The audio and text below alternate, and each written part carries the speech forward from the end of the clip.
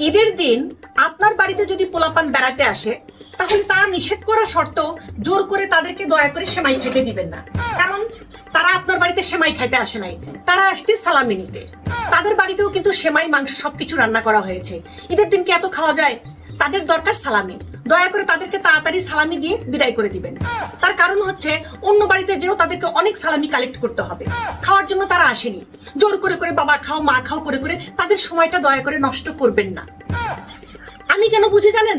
কারণ আমিও ছোটবেলা যখন আঙ্কেল আন্টিদের বাসায় যেতাম, আমি তো যেতাম আসলে সালামি আনতে, কিন্তু তারা বসে বসে ধরে ধরে আম্মু খাও মা খাও, একটা মাংস খাও, একটুখানি সেমাই খাও।